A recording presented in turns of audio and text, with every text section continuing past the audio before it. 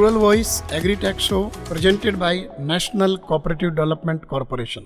नमस्कार, rural voice में आपका स्वागत है। मैं हूं हरवीर सिंह और हाजिर हूं rural voice agritech show presented by national cooperative development corporation को लेकर।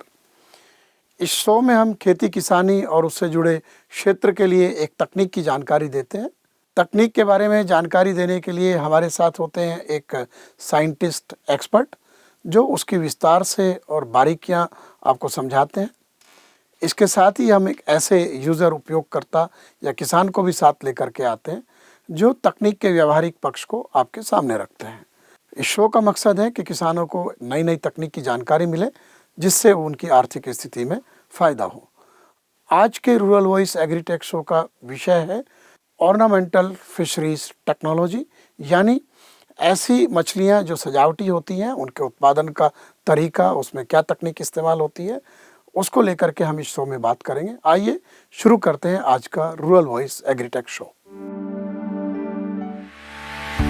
देश में कृषि क्षेत्र का मतलब सिर्फ फसलों का उत्पादन नहीं है। ब्लू रिवॉल्यूशन यानी नीली क्रांति के जरिए मछली उत्पादन का बहुत तेजी से विस्तार हुआ है। सामान्य मछली उत्पादन के बजाय ऑर्नामेंटल फिशरीज यानी सजावटी मछलियां जो आपको 10 गुना तक ज्यादा मूल्य देती हैं, उनके उत्पादन के लिए आपको बेहतर तकनीक का इस्तेमाल करना है। ज्यादा निवेश भी होगा लेकिन उसका फायदा भी बहुत बड़ा होगा। सजावटी मछलियों के बिजनेस की सफलता के लिए इनके प्रजनन से लेकर मछलियों के पालन तक उचित प्रोटोकॉल अपनाने की जरूरत होती है।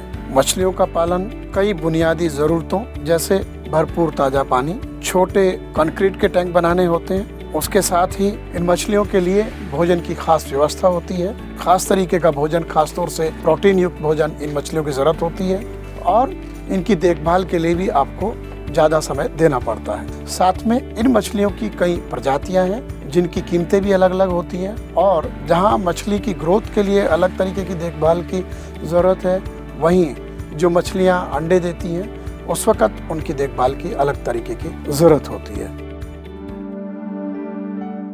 इस टेक्नोलॉजी के बारे में जानकारी देने के लिए आज के हमारे एक्सपर्ट साइंटिस्ट हैं सरोज कुमार स्वैन, जो भुवनेश्वर स्थित central institute of fresh water aquaculture के डायरेक्टर हैं।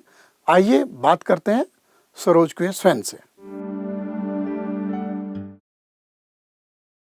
डॉक्टर स्वैन, आपका रूरल वॉइस एग्रीटेक शो में स्वागत है।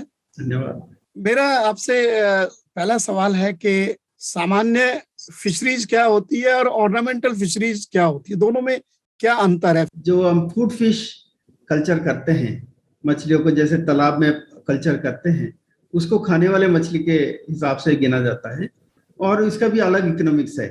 लेकिन रंगीन मछलियों की जब हम बात करते हैं, वो सजावटी मछलियों की बोला जाता है और वो सजावटी मछली घर घर में लोग एक्वेरियम में रखते हैं और उनको देख के आनंद उनको मिलता है।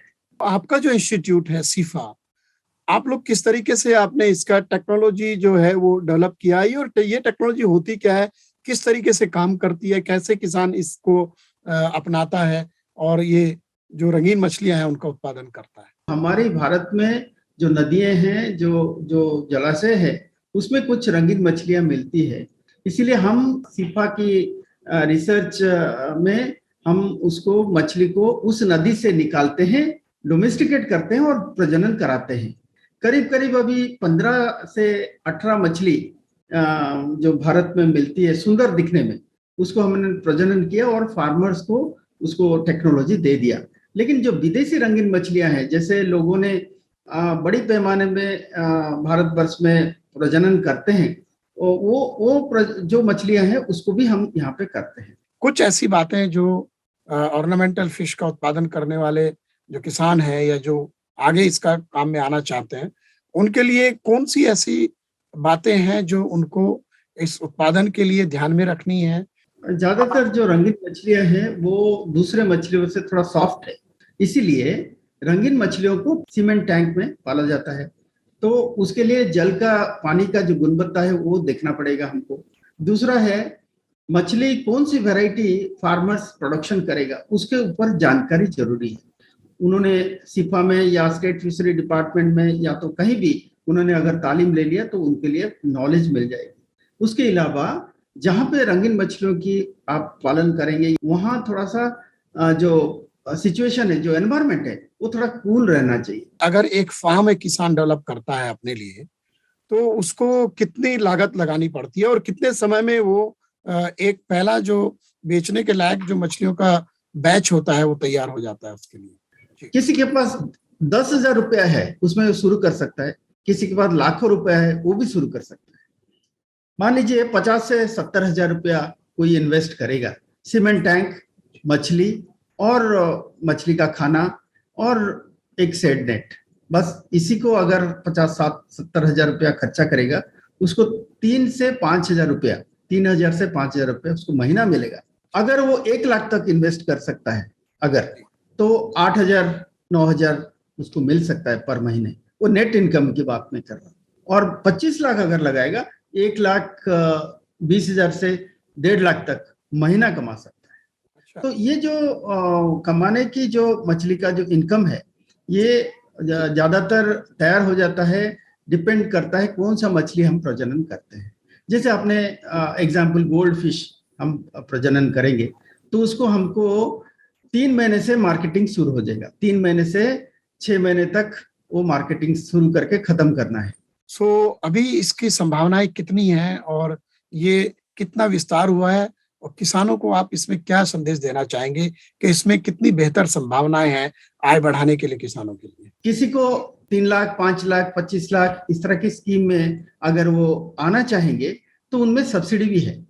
जैसे महिलाएं हैं, महिलाएं अगर कोई करना चाहेगा तो 60% सब्सिडी है। अगर पुरुष कोई करना चाहेगा, उसको 40% सब्सिडी है। हमारे पास ज्यादातर जितने भी एक्सेसरीज अभी मार्केट में बिक्री होती है, मिलती है, वो सब चाइना से आता है। तो अगर भारतवर्ष में हम अगर आत्मनिर्भर भारत की बात कर रहे हैं, और उसमें हम अगर इंडियन स्वदेशी प्रोडक्शन अगर कोई करेगा, उसमें भी प्रावधान है उनको एनकरेज करने के लिए।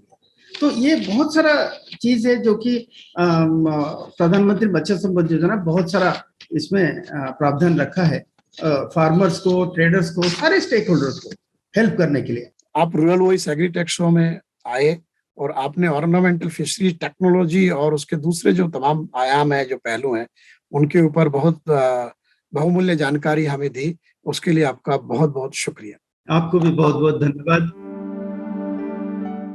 जैसा कि आपने अभी हमारे आज के साइंटिस्ट एक्सपर्ट को सुना, और अब हम बात करते हैं एक ऐसे किसान से जो खुद ऑर्नामेंटल फिशरीज टेक्नोलॉजी का उपयोग करके मछलियों का उत्पादन कर रहे हैं।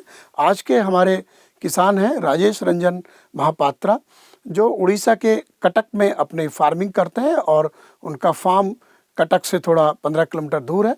आइए बात करते हैं राजेश रंजन महापात्रा से। Rajesh Ranjan Mahapatra ji, rural voice agritech show में आपका स्वागत है। नमस्कार सर।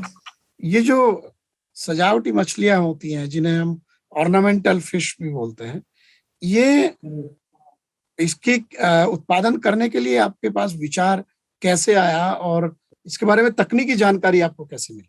देखिए, सबसे पहले तो घर में एक एक्वेरियम था। एक्वेरियम रखते रखते वो हॉबी था, एक्वेरियम रखेंगे, मछली रखते रखते कभी कभी लाइब्रेरियर्स होते हैं, कुछ छोटे छोटे बच्चे उनसे हो जाते हैं, वो सब देख के इंटरेस्ट डेवलप हुआ। फिर भुवनेश्वर में हम लोग रहते थे पहले, तो वहाँ पे जाना हुआ सर से, डॉक्टर सरोज स्वाई, उनसे मुलाकात हुआ, उनसे इंस्पायर्ड हुआ। वो कुछ बताने लगे कि ऐसा करेंगे तो ऐसा करेंगे। आगे धीरे धीरे धीरे धीरे डेवलप होता गया। फिर तो अच्छा, ये बताइए, आपका ये जो फार्म है जहाँ पर ये ऑर्नामेंटल फिश का उत्पादन करते हैं, फिशरीज कर रहे हैं आप, वो कितना बड़ा है और कहाँ पर स्थित है? जी, ये 14 करके एक एरिया है कटक के पास साइड में। वहाँ पर हम लोगों का गांव है कोचिला नोआ गांव, वहाँ पे मेरा फार्म है। ये लगभग पूरा फार्म एरिया है 5 एकड़ का। तो आपको कितना आमदनी इस फार्म से हो जाती है और कहाँ बेच पाते हैं, कैसे मार्केटिंग करते हैं? देखिए, डिमांड तो इसका बहुत अच्छा है। मार्केट, लोकल मार्केट में ही सारा खत्म हो जाता है। हम लोगों का जितना भी प्रोडक्शन है 5.5 to 6 लाख पर एनम अभी चल रहा है। तो इसमें आपको निवेश कितना करना पड़ा इस फार्म में? इसमें निवेश मेरे को कम से कम आ गया, टोटल फार्म का कॉस्ट आ गया 47 लाख।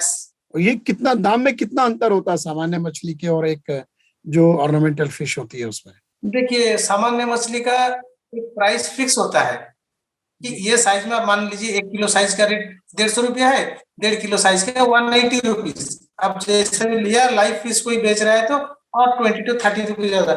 हम लोगों का जो मछली है इसका कोई भी फिक्स्ड वैल्यू नहीं है, कोई भी फिक्स प्राइस नहीं है। जैसा कलर जैसा क्वालिटी, जितना अच्छा ग्रोथ होगा उस हिसाब से हमें पैसा मिलेगा। फिर भी मान के चलिए मोर देन 10 टाइम्स। आपसे प्रेरणा लेकर बाकी किसानों को आप क्या मैसेज देना चाहेंगे? मैं चाहूंगा कि और भी लोग आए और करें, क्योंकि डिमांड है, मार्केट में इसका डिमांड है, तो आगे बढ़ सकते हैं। तो राजेश महापात्रा जी, आप हमारे साथ रूरल वॉइस एग्रीटेक शो में जुड़े और आपने ऑर्नामेंटल फिशरीज के कारोबार और उसकी टेक्नोलॉजी और उसका कैसे आप उपयोग कर रहे हैं उसके बारे में विस्तार से जानकारी दी। आपका बहुत बहुत शुक्रिया। धन्यवाद। उम्मीद है रूरल वॉइस एग्रीटेक शो का यह एपिसोड आपको पसंद आया होगा, जिसमें हमने ऑर्नामेंटल फिशरीज टेक्नोलॉजी के बारे में बात की। हम फिर हाजिर होंगे कृषि या उससे जुड़े क्षेत्र की एक नई टेक्नोलॉजी को लेकर, जिसका आप फ़ायदा उठा सकते हैं। आज के लिए बस इतना ही। नमस्कार। आप हमारे YouTube चैनल रूरल वॉइस इनको ज़रूर सब्सक्राइब करें। उसके लिए YouTube के बेल आइकन को जाकर आप क्लिक कर सकते हैं और शो के बारे में जानकारी हासिल कर सकते हैं। इसके साथ ही आप हमारे email, social media handles, YouTube, Facebook, Twitter, Instagram और लिंक्डइन के माध्यम से भी शो के बारे में जानकारी हासिल कर सकते हैं।